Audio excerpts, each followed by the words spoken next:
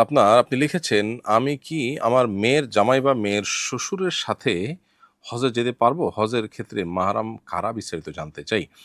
আ দেখুন, যাদের সাথে আপনার দেখা দেওয়া জায়েজ এবং বিবাহ বন্ধনে আবদ্ধ হওয়া জায়েজ নয়, তারাই আপনার মাহরাম। যেমন আপনার বাবা, আপনার ছেলে, আপনার ভাই, এরা আপনার মাহরাম। আপনার চাচা। তো যারা আপনার মাহরাম তাদের সাথে আপনি হজে যেতে পারেন। আপনার মেয়ের জামাই, সে আপনার মাহরাম, তার সাথে দেখা দেওয়া আপনার জায়েজ এবং মাহরাম হওয়ার কারণে তার সাথে আপনি হজে যেতে পারবেন। কিন্তু আপনার মেয়ের শ্বশুর অর্থাৎ আপনার বেহাই তিনি আপনার মাহরাম নন এবং সেজন্য তার সাথে আপনার দেখা দেওয়া জায়েজ নয় এবং তার সাথে আপনার হজে যাবারও সুযোগ নেই। অর্থাৎ মাহরাম হিসাবে আপনি তাকে সাথে নিয়ে হজে যেতে পারেন না। তবে আপনার অন্য মাহরামের সাথে তিনি গেলেন সেটা ভিন্ন বিষয়। অর্থাৎ জামাইয়ের সাথে আছেন, সাথে জামাইয়ের বাবা আছে সেটা ভিন্ন বিষয়। জামাই আপনার মাহরাম হিসাবে কাউন্ট হবে এবং তার সাথে আপনি হজ বা ওমরাহ বা সফর করতে পারবেন। আমাদের দেশে কোরবানির পর যত্র